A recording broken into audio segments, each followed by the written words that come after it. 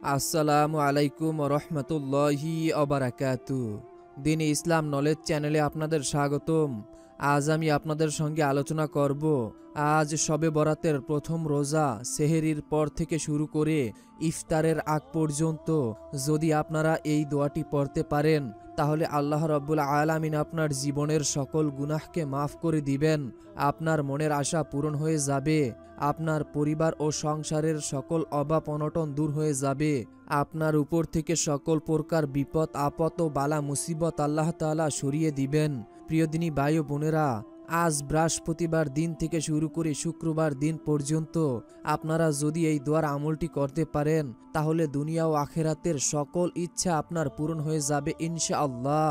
এমনিতেই বৃহস্পতিবার এবং শুক্রবার অত্যন্ত ফজিলাতপূর্ণ একটি দিন, তার ভিতরে হচ্ছে আবার শবে বরাত এবং শবে বরাতের রোজা। তাহলে আপনারা বুঝতেই পেরেছেন এই ফজিলাতপূর্ণ দিনে এবং এই ফজিলাতপূর্ণ সময় আপনারা যদি আমল না করতে পারেন তাহলে আপনারা এই আমলের জন্য পরে অনেক বেশি আফসোস করবেন যে কেন আমি সেই দিন আমল করিনি, কেন আমি শবে বরাতের আমল করিনি, কেন আমি রোজা রাখিনি। তাই অনুরোধ করে বলছি জীবনে একবার হলো আমলটি করবেন। এই উদ্দেশ্যে ভিডিওটি না টেনে একদম শেষ পর্যন্ত দেখতে থাকুন। অনুরোধ করে বলছি আমরাই প্রথমবার নারীদের ছবি ছাড়া কিংবা হারাম কোনো ছবি ছাড়া ইউটিউব এবং ফেসবুকে ভিডিও দিয়ে থাকছি। এরকম ভিডিওগুলি যদি আপনি আপনার মোবাইলে অথবা ফোনে পেতে চান এজন্য অবশ্যই দিনী ইসলাম নলেজ চ্যানেলটিকে সাবস্ক্রাইব করে রাখুন। তো প্রিয় দিনী ভাই ও বোনেরা, আজ আমরা আপনাদেরকে বলে দিব যে নফল রোজা রাখার নিয়ত ও ইফতারের দোয়া এবং নফল রোজার ফজিলাত এবং যে সকল দোয়া আপনাদেরকে পড়তে হবে সে সকল দোয়াগুলো বলে দিব। তাই ধৈর্য ধরে ভিডিওটি শেষ পর্যন্ত দেখতে থাকুন। আল্লাহ তাআলা রোজাকে ফরজ করেছেন। রোজা রাখা যেমন গুরুত্বপূর্ণ তেমনি এর নিয়ত করাও গুরুত্বপূর্ণ। পবিত্র কোরআনে আল্লাহ তাআলা শুধুমাত্র একটি আয়াতে রোজার কথা বলেছেন, দ্বিতীয়বার এর পুনরাবৃত্তি করেনি। সূরা বাকারার 183 নম্বর আয়াতে আল্লাহ তাআলা বলেন, ফরজ রোজা না রাখতে পারলে এটার জন্য নফল রোজা রাখতে হয়। বছরে অনেক সময় রোজা আছে, এগুলোর দোয়া একই। তো প্রথমে আমি আপনাদেরকে নফল রোজা রাখার দোয়া বলে দিব এবং নিয়ত বলে দিব এবং ইফতার আপনারা কিভাবে করবেন, ইফতারের সময় কি দোয়া পড়বেন সে দোয়াগুলো বলে দিব। নফল রোজার নিয়ত সেহরি খাওয়ার পর থেকে দিনের শেষ ভাগে মনে মনে পড়লেই সেটা আদায় হয়ে যায়। নফল রোজার নিয়ত ঠিক ফরজ রোজার মতোই নিয়ত করলেই হবে।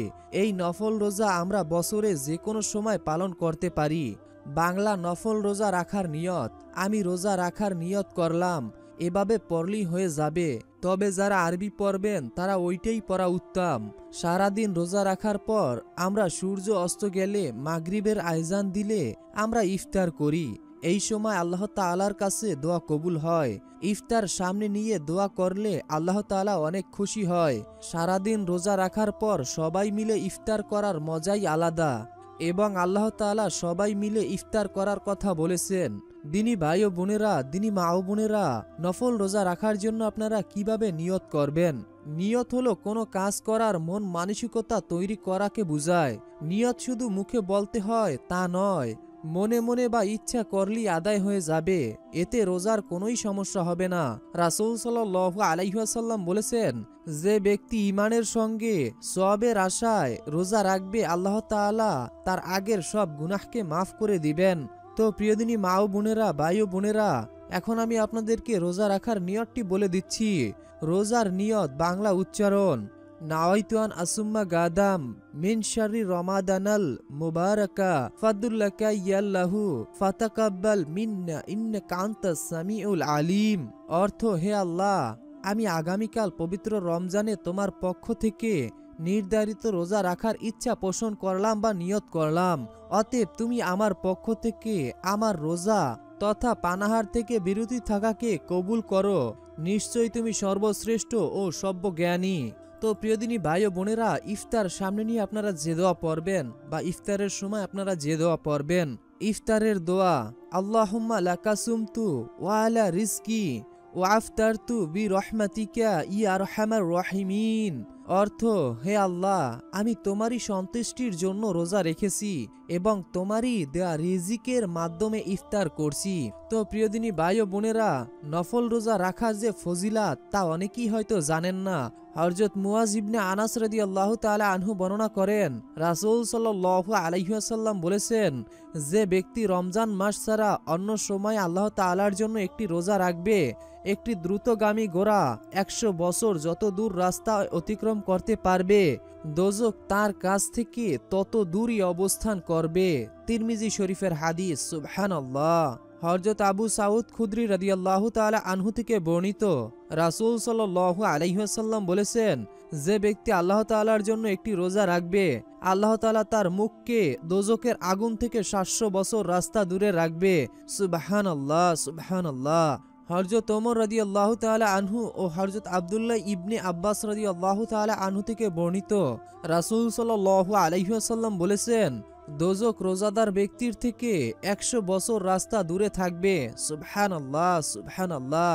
তো প্রিয়দিনী ভাই ও বোনেরা, এখন আমি আপনাদেরকে দোয়া এবং আমলগুলো বলে দিব। তবে দোয়া এবং আমলগুলো বলে দেওয়ার আগে, যেহেতু আপনারা অনেকেই এই রোজা রেখেছেন, এই নফল রোজা, তো আপনারা সারাদিন নফল রোজা রেখে আপনারা একটি গুরুত্বপূর্ণ আমল করতে পারেন। সেই গুরুত্বপূর্ণ আমলটি হচ্ছে পবিত্র কোরআনের তেলাওয়াত শোনা।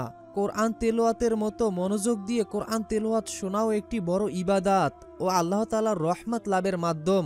আল্লাহ তাআলা বলেন, এবং যখন কোরআন পাঠ করা হবে তখন তোমরা মনোযোগ দিয়ে তা শ্রবণ করবে এবং চুপ থাকবে, তাহলে হয়তো তোমরা রহমত প্রাপ্ত হবে।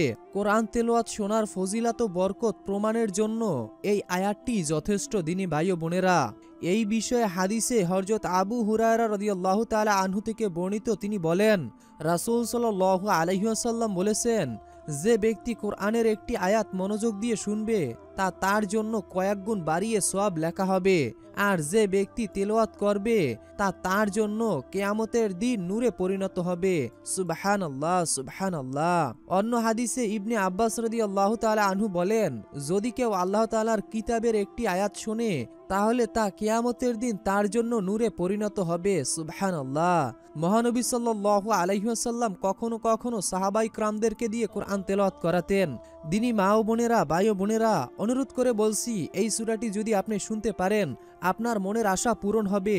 আপনি এই সূরাটির যতটি আয়াত শুনবেন, এক একটি আয়াতে আপনার আমলনামায় 10টি করে নেকি ফেরেশতারা লিখে দিবেন, এবং যতক্ষণ আপনি এই সূরাটি শুনবেন আল্লাহর রহমত আপনার উপরে নাজিল হবে, ফেরেশতা আপনাদেরকে ঘিরে রাখবেন এবং আপনার উপর থেকে সকল প্রকার বিপদ আপদ ও বালা মুসিবত আল্লাহ সরিয়ে দিবেন। এজন্য মনের ভিতরে বিশ্বাস নিয়ে সূরাটি একবার হলো শুনবেন। মহান আল্লাহর কাছে দোয়া করি, হে আল্লাহ, আজ এই শবে বরাতের রোজা রেখে যারা আপনার পবিত্র কোরআনের এই সূরাটি শুনবে, আপনি সকলের মনের আশা পূরণ করে দিন। হে আল্লাহ, যারা অভাবী আপনি তাদের অভাব দূর করে দিন, যারা গুনাহ নিয়ে খুবই চিন্তিত আপনি তাদের গুনাহকে ক্ষমা করে দিন, যাদের পরিবার ও সংসারে অভাব অনটন রয়েছে আপনি তাদের পরিবার থেকে অভাব অনটন দূর করে দিন। হে আল্লাহ, যাদের পুত্র সন্তান হচ্ছে না, সূরাটি শোনার ওসিলায় আপনি তাদের পুত্র সন্তান দান করুন। হে আল্লাহ, যারা অসুস্থ আপনি তাদের সুস্থ করে দিন, যারা দুঃখ কষ্ট এবং পেরেশানিতে আছে আপনি তাদের দুঃখ কষ্ট এবং পেরেশানি দূর করে দিন। হে আল্লাহ, যারা ঋণগ্রস্ত ঋণ পরিশোধের ব্যবস্থা করে দিন, যারা অভাবী আপনি তাদের অভাব দূর করুন। হে আল্লাহ, আজ এই পবিত্র দিনে যারা সূরাটি প্রথম থেকে শেষ পর্যন্ত শুনবে আপনি সকলের সকল ইচ্ছা পূরণ করে দিন। আমিন। কমেন্ট বক্সে আপনি আমিন লিখে উন্মুক্ত দোয়ায় শরীক হয়ে থাকুন। তো চলুন সর্বপ্রথম সূরাটি শুনবো, এরপরে আমরা দোয়া এবং আমল জানবো। তাই মনোযোগ সহকারে সূরাটি প্রথম থেকে শেষ পর্যন্ত শুনে নেওয়া যাক। আউযু বিল্লাহি মিনাশ শাইতানির রাজীম। বিসমিল্লাহির রহমানির রহিম। ইয়াসিন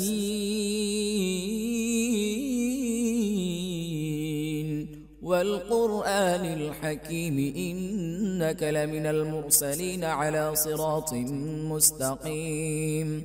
تنزيل العزيز الرحيم لتنذر قوما ما أنذر آباؤهم فهم غافلون لقد حق القول على أكثرهم فهم لا يؤمنون إنا جعلنا في أعناقهم أغلالا فهي إلى الأذقان فهم قمحون وجعلنا من بين أيديهم سدا ومن خلفهم سدا فأغشيناهم فهم لا يبصرون وسواء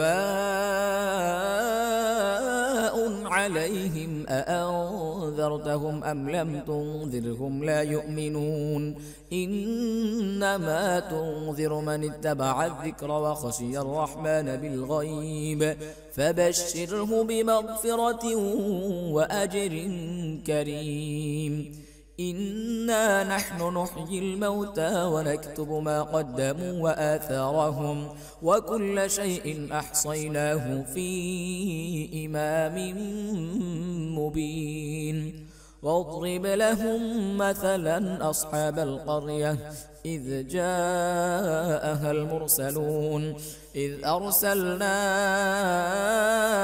إليهم اثنين فكذبوهما فعززنا بثالث فقالوا إنا إليكم مرسلون قالوا ما أنتم إلا بشر مثلنا وما أنزل الرحمن من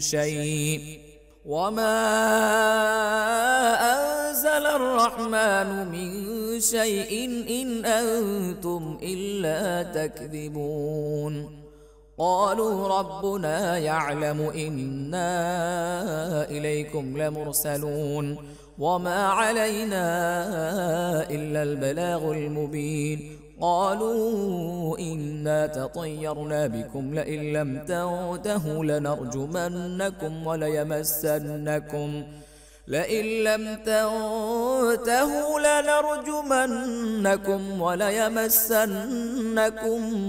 منا عذاب أليم قالوا طائركم معكم أئن ذكرتم بل أنتم قوم مسرفون وجاء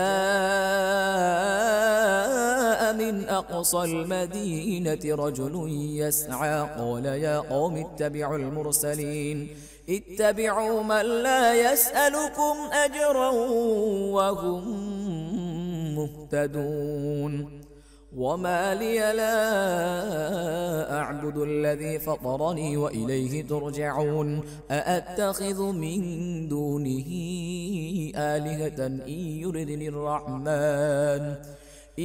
يردني الرحمن بضر لا تغن عني شفاعتهم شيئا ولا ينقذون إني إذا لفي ضلال مبين إني آمنت بربكم فاسمعون قيل ادخل الجنة قال يا ليت قومي يعلمون بما غفر لي ربي وجعلني من المكرمين وما أنزلنا على قومه من بعده من جند من السماء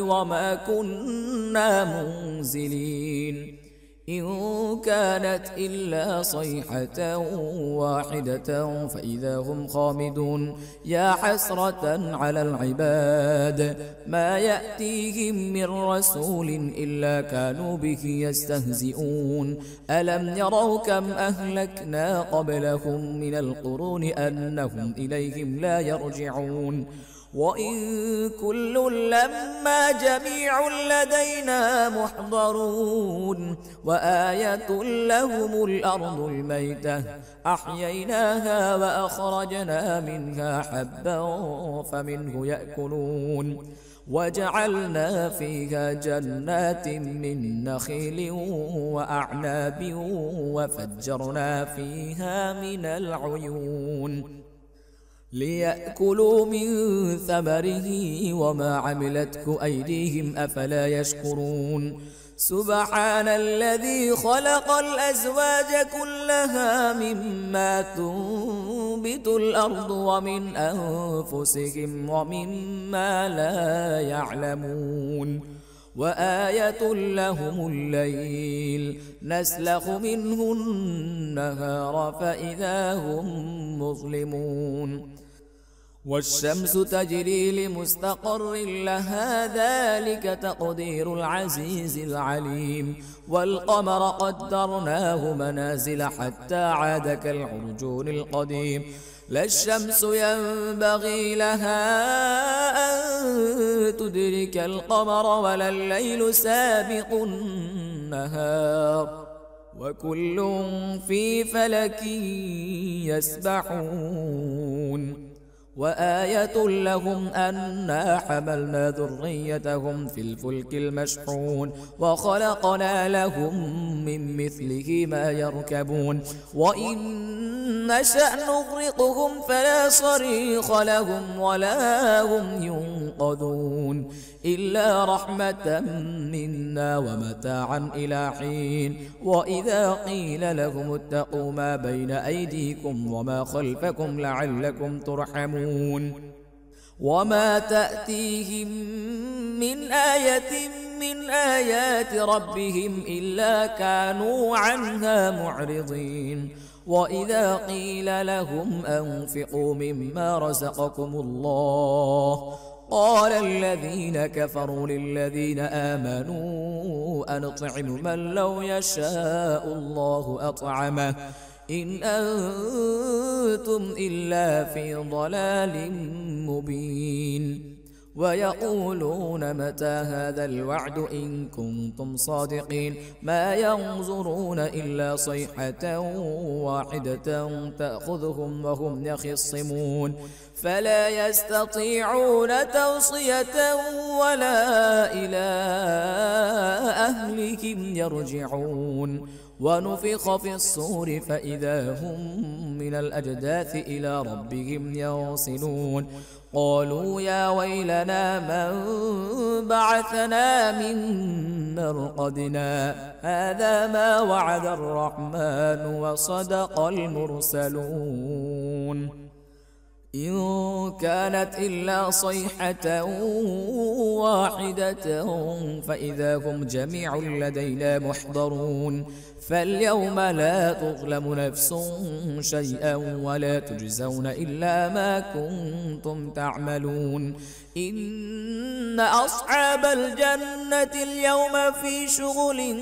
فاكهون هم وأزواجهم في ظلال على الأرائك متكئون لهم فيها فاكهة ولهم ما يدعون سلام قولا من رب رحيم وامتازوا اليوم أيها المجرمون ألم أعهد إليكم يا بني آدم ألا تعبدوا الشيطان إنه لكم عدو مبين وأن اعبدوني هذا صراط مستقيم ولقد أضل منكم جبلا كثيرا أفلم تكونوا تعقلون هذه جهنم التي كنتم توعدون اصلوها اليوم بما كنتم تكفرون اليوم نختم على أفواههم وتكلمنا أيديهم وتشهد أرجلهم بما كانوا يكسبون ولو نشاء لطمسنا على أعينهم فاستبقوا الصراط فأنى يبصرون ولو نشاء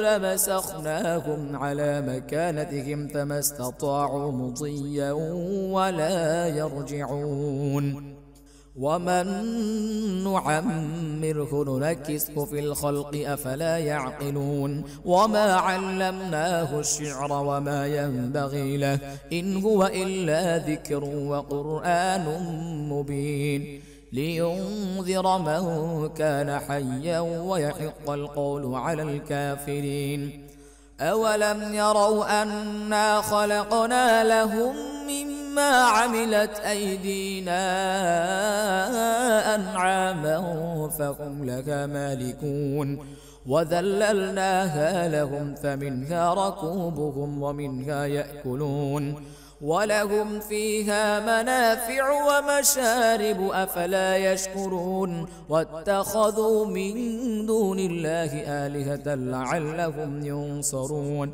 لا يستطيعون نصرهم وهم لهم جند محضرون فلا يحزنك قولهم إنا نعلم ما يسرون وما يعلنون أولم ير الإنسان أنا خلقناه من نطفة فإذا هو خصيم مبين وضرب لنا مثلا ونسي خلقه قال من يحيي العظام وهي رميم قل يحييها الذي أنشأها أول مرة وهو بكل خلق عليم الذي جعل لكم من الشجر الأخضر نارا فإذا أنتم منه توقدون أوليس الذي خلق السماوات والأرض بقادر على أن يخلق مثلهم بلى وهو الخلاق العليم إنما أمره إذا أراد شيئا